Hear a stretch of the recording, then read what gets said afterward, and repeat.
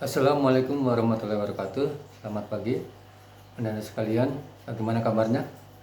Sehat ya? Alhamdulillah. Anak-anak sekalian, seperti yang saya janjikan kemarin bahwa kita akan membahas tentang kemiskinan dari soal-soal yang telah Anda buat. Dari catatan yang saya dapat, ada beberapa anak yang yang soalnya itu berbeda dengan yang lain. Tapi rata-rata sama. Ada 7 anak itu tapi sama soalnya ya, tapi berbeda tapi sama. Jadi pembahasan kita dari soal-soal kemarin yang Anda buat, yang pertama adalah bahwa analisa kalian kurang tajam ya, jadi cuma datar saja. Masalah begini, pertanyaannya apa itu kemiskinan, apa jenis-jenis kemiskinan, seperti itu saja. Jadi cuma sifatnya cuma pengetahuan saja, tidak ada yang tidak ada yang memicu orang untuk berpikir lebih keras. Jadi analisisnya kurang tajam. Jadi ada beberapa tadi yang saya sebut, ada 7 anak itu ada pertanyaannya, penyebab utama kemiskinan di Indonesia, kemudian juga apa hubungannya korupsi dengan kemiskinan ya. Kemudian juga apakah seorang pemulung itu bisa mencukupi kebutuhan hidupnya ya. Itu catatan yang saya dapat catat yang berbeda dengan yang lain. Dan sekalian, bahwa kemiskinan adalah masih menjadi masalah yang besar bagi bangsa Indonesia dan semua negara-negara yang sedang berkembang.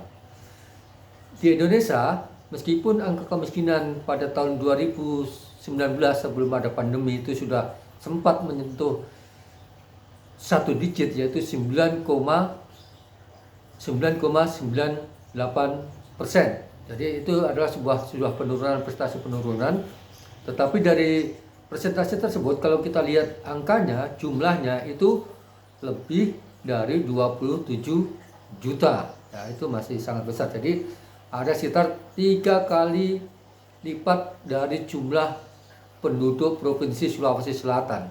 Ya, itu masyarakat atau penduduk miskin di Indonesia itu yang menurut kriteria dari BPS ya, ada kriteria dari BPS dan Bank Dunia. Jadi dari beberapa kriteria yang ada, bahwa banyak kriteria yang menentukan seseorang itu dikatakan sebagai penduduk miskin atau tidak. Kalau kita mengacu pada Bank Dunia, bahwa mereka yang penghasilannya per hari itu di bawah 1,25 US dollar, ya, kalau kita konversi ke rupiah ya sekitar 18.000 per hari ya. Jadi mereka yang pendapatannya di bawah 18.000 per hari itu dikatakan sebagai penduduk miskin. Kemudian ada juga yang dari BPS, bahwa dari konsumsi ya, bahwa kalau dalam satu rumah tangga itu konsumsi berasnya per hari itu kurang dari 1 kilogram, nah itu bisa dikatakan sebagai miskin. Kemudian juga ada yang dilihat dari tempat tinggal. Mereka yang bertempat tinggal rumahnya itu tidak permanen dan beralaskan tanah, itu dikategorikan sebagai penduduk miskin ya. Di samping itu, bahwa kemarin ada bentuk-bentuk dari kemiskinan, yaitu kemiskinan yang pertama adalah kemiskinan absolut. Kemiskinan absolut adalah yang betul-betul miskin, bahwa mereka tidak bisa mencukupi kebutuhan dasarnya, yaitu pangan, papan, dan sandang. Itulah yang dikategorikan sebagai penduduk absolut ya. Kemiskinan absolut ya. Kemiskinan ini banyak didapati di daerah pedesaan ya, daerah pedesaan. Meskipun di kota juga ada, tapi persentasenya lebih tinggi di pedesaan. Karena apa? mereka yang di desa itu sangat tergantung pada alam, ya, sangat tergantung pada alam. Misalkan kalau nelayan, kalau pada saat musim hujan itu adalah musim pacaklik mereka, mereka tidak pergi melaut. Kemudian juga para petani pada saat musim kemarau mereka tidak bisa mengolah sawah sehingga tidak ada pendapatannya. Sehingga pendapatan yang sudah disimpan selama beberapa bulan, pendapatan beberapa bulan itu akan dipakai kembali untuk masa-masa pacaklik tersebut. Ya. Kemudian ada kemiskinan relatif. Kemiskinan relatif ini bisa disederhanakan sebagai berikut. Begini ya, bahwa orang dikatakan miskin di antara orang-orang di sekitarnya. Nah, ini berarti namanya relatif. Jadi padahal mereka tidak miskin, sudah di atas garis kemiskinan, sudah masuk keluarga sejahtera. Tapi di antara lingkungannya dia masih yang termiskin, ya, terkecil. Misalnya kalau orang tinggal di kota, orang tidak memiliki motor, tidak memiliki televisi, itu dikatakan sebagai orang miskin, belum kaya. Itu relatif. Kemudian juga ada kemiskinan kultural, ya, bahwa kemiskinan kultural adalah kemiskinan yang disebabkan karena budaya. Ada pola-pola hidup yang membuat mereka miskin, contohnya malas, ya, budaya malas. Kemudian konsumtif, budaya konsumtif dan hedonis, ya. Ada sebuah kampung di Afrika itu, satu desa itu masyarakatnya semua setiap hari minum minuman beralkohol, ya, minuman beralkohol. Jadi pendapatan mereka yang didapat siang hari, malamnya dipakai untuk minum. Itu tidak terjadi pada bapak saya, tapi semua kalangan, baik anak-anak, ibu-ibu, bapak-bapak, tua, muda itu melakukan yang sama. Itulah yang menyebabkan mereka sebagai penduduk miskin. Kemudian juga gaya hidup konsumeris, ya, bahwa tidak ada untuk ditabung, bahwa semua yang didapatkan itu dihabiskan pada saat itu juga. Kemudian juga ada kemiskinan struktural. Kemiskinan struktural adalah kemiskinan yang disebabkan karena struktur yang ada dalam masyarakat itu tidak bisa menyentuh mereka. Misalkan para petani kenapa tidak bisa mengakses ke bank untuk melakukan pinjaman? Para nelayan tidak melakukan akses ke bank untuk melakukan pinjaman. Kenapa? Mereka tidak ada dalam struktur perbankan bahwa bisa diberikan bantuan atau pinjaman dana tersebut. Kemudian untuk itu penjelasannya, ya. Kemudian dari pertanyaan yang ada kemarin, saya mau bahas tentang kenapa sih Indonesia miskin terus, ya? Kenapa Indonesia susah sekali terlepas dari kemiskinan? Jadi kalau Indonesia ini adalah sebuah permasalahannya yang kompleks, ya. Kita memiliki masalah yang kompleks. Masalah kompleksnya begini. Dari segi wilayah, ya, kita memiliki wilayah yang luas dan tersebar di berbagai pulau-pulau, ya. Ini yang menyebabkan masyarakat kita susah untuk melakukan mobilitas dari satu tempat ke tempat lain. Apalagi mereka yang tinggal di pulau-pulau terkecil, sangat sulit melakukan akses ke kota, ya, akses ke wilayah-wilayah pertumbuhan ekonomi. Meskipun pemerintah saat ini sudah mulai membangun dari pinggiran, terluar, terjauh, ya, terbelakang. Jadi daerah-daerah yang memiliki potensi di perbatasan dengan Papua, Nugini, perbatasan dengan Timur, perbatasan dengan Filipina, perbatasan dengan Malaysia, itu mulai diciptakan pertumbuhan ekonomi yang baru, sehingga diharapkan dapat mendorong pertumbuhan ekonomi pada masyarakat di perbatasan. Kemudian di samping itu, bahwa permasalahan kita yang lain adalah jumlah penduduk yang besar. Kita memiliki penduduk lebih dari 250 juta. Nah, penduduk yang 250 juta inilah menjadi beban bagi pemerintah bagaimana untuk memberikan pelayanan baik kesehatan, pendidikan, dan yang lainnya. Ya, dengan anggaran 2.000 triliun per tahun, dengan berbagai permasalahan yang ada, sangat sulit kita untuk mendorong mengurangi kemiskinan. Ya, meskipun berbagai program telah dijalankan untuk itu. Kemudian kalau kita mau menyelesaikan masalah kemiskinan, ya kita harus langkah pertama kita tahu adalah penyebabnya. Apa penyebab dari kemiskinan tersebut? Penyebab ada faktor internal dan faktor eksternal. Faktor internal itu dari diri masyarakat, diri kita. Bagaimana masyarakatnya? Misalkan pada masyarakat yang pemalas yang karena budaya kultural tadi, bagaimana kita bisa membangkitkan motivasi pada orang-orang yang memiliki jiwa malas itu untuk bangkit dan melawan kemiskinan yang dialaminya. Nah, itu. Kemudian itu kalau kultural. Kemudian bagaimana kalau struktural? Nah, pemerintah sebagai lembaga atau struktur utama dalam mengambil kebijakan harus bisa menyalurkan atau mendekatkan rakyatnya kepada pihak-pihak yang bisa memberikan bantuan pinjaman seperti perbankan, ya. Jadi usaha-usaha kecil kita itu, UMKM itu sangat susah untuk mendapatkan pinjaman ke bank. Karena apa? Kalau kita meminjam ke bank harus ada namanya jaminan agunan, dan mereka itu tidak memiliki, tanah tidak punya, bangunan tidak punya, surat izin usaha juga tidak punya. Nelayan, petani kecil semua seperti itu, tidak ada memiliki harta untuk mendirikan jaminan ke bank. Nah, itu pemerintah harus memiliki regulasi untuk menyelesaikan itu, bahwa ada standar-standar tertentu yang harus diberi kebijakan kepada mereka yang sangat membutuhkan tersebut, yaitu petani kecil, nelayan, dan usaha-usaha kecil dan menengah UMKM. Meskipun pernah disalurkan berupa KUR, kredit usaha rakyat, ya, ini maksimal 5 bulan, 5 juta pinjaman pertama. Jadi ini bunganya sangat kecil, ya, 1%. Jadi kalau 5 juta modal untuk usaha, ya bisa, ya.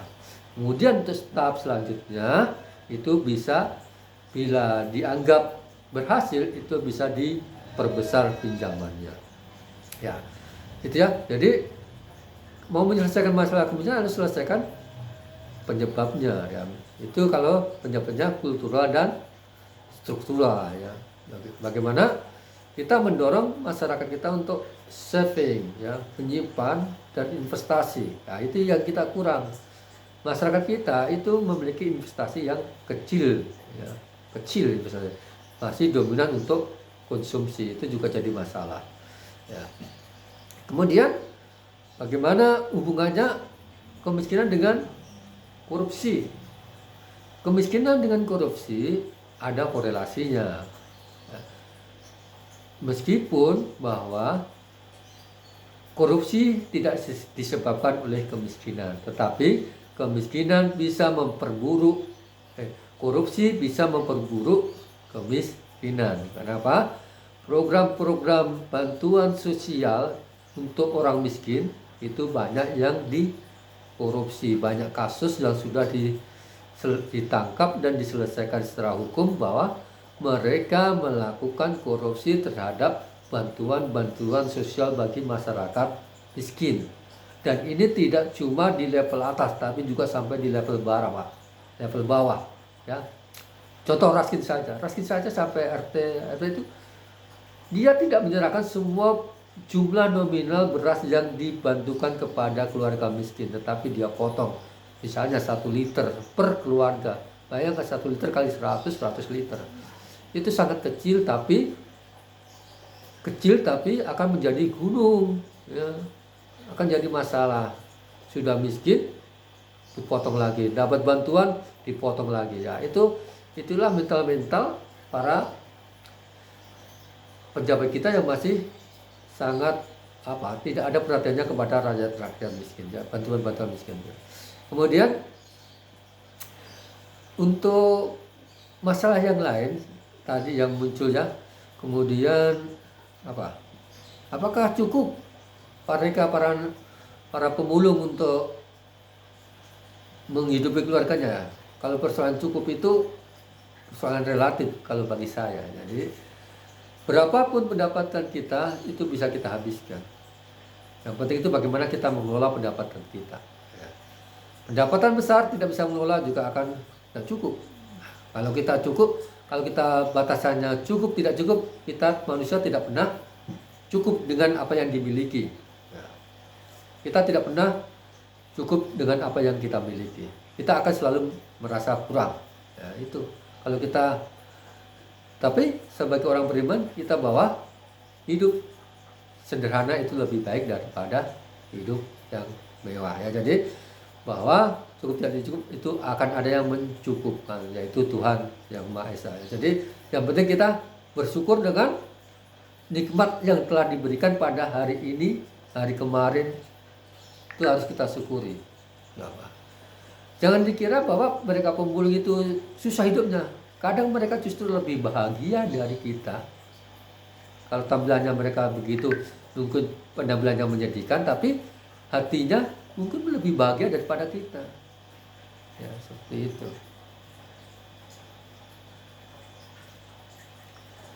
Seperti itu ya. Jadi cukup tidak cukup tergantung diri kita ya. Jadi bagaimana kita bersyukur terhadap apa yang kita miliki. Ya, anak-anak sekalian, itu pembahasan kita terhadap dari masalah yang muncul di beberapa pertanyaan. Jadi belum ada pertanyaan yang menggugah merangsang saya untuk lebih lanjut ya untuk membahasnya. Itu ada tiga pertanyaan yang berbeda tadi itu. Yang bahwa persoalan kemiskinan bahwa itu menjadi masalah utama dan besar bagi bangsa kita ya. Jadi karena kemiskinan itu akan mendekatkan rakyatnya kepada tindak kejahatan ya. Tindak kejahatan, atau kalau dalam Islam ya bahwa kemiskinan itu dekat kepada kekufuran ya. Dekat ke kufuran. Nah, jadi anak sekalian bahwa sebenarnya masih banyak persoalan-persoalan lain yang mengapa penduduk di desa lebih miskin, penduduk miskinnya lebih besar daripada penduduk di perkotaan ya. Mengapa penduduk di pedesaan miskin, mengapa penduduk di perkotaan ya, macam-macam ya. Jadi yang perlu kita lakukan bahwa harus ada langkah-langkah terutama dari diri kita ya. Diri kita, karena semua seperti firman Allah bahwa tidak akan merubah nasib sebuah kaum kalau dia tidak berusaha untuk merubahnya. Jadi langkah pertama yang melakukannya adalah terhadap diri kita, bahwa kita tanam kepada diri kita bahwa kita tidak mau miskin. Ya, kalau kita tidak mau miskin, berarti kita akan berjuang. Ya, jadi anak-anak sekalian bahwa nanti semuanya itu tidak akan lanjut ke perguruan tinggi. Ya. Kalau kita sudah tamat SMA, kita akan pusing. Apa mau dikerja? Dan kita cuma tamatan SMA, tidak boleh kalian kalau tidak kuliah. Kita tidak punya keahlian khusus yang bisa memberikan nilai jual kita. Jadi anak sekalian bahwa dalam diri kita, dalam diri anak sekalian, haruslah kita bekali dengan keterampilan atau keahlian ya. Jadi nanti kalau tamat, kalau tidak sekolah ya, masuklah lembaga-lembaga pelatihan, ya, lembaga kursus, sehingga Anda memiliki daya jual untuk di pasar kerja. Ya, jadi kalau tamat SMA ya tidak punya keahlian ya. Karena kita didesain bukan untuk menjadi pekerja, tapi kita didesain untuk menjadi ilmuwan. Ya, kita didesain untuk menjadi ilmuwan, bahwa kita nanti tamat SMA kuliah. Ya, kuliah kan mengembangkan ilmu, ya seperti itu. Jadi anak-anak sekalian yang tidak lanjut nanti ya masuklah kepada lembaga-lembaga pelatihan ya. Kalau ya itu. Jadi banyak hal permasalahan yang muncul di dalam masyarakat tentang kemiskinan. Ya, jadi kemiskinan memang menjadi masalah bagi kita semua. Ya, anak-anakku, saya rasa cukup penjelasan saya tentang kemiskinan. Ya, bahwa kita akan selalu berjuang bersama untuk melawan kemiskinan. Dan anak-anakku sekalian tetap jaga kesehatannya. Kita masih dalam proses prokes kesehatan, masih PPKM. Jadi jaga jarak, pakai masker, dan makan makanan yang bergizi. Dan sekian, wassalamualaikum warahmatullahi wabarakatuh.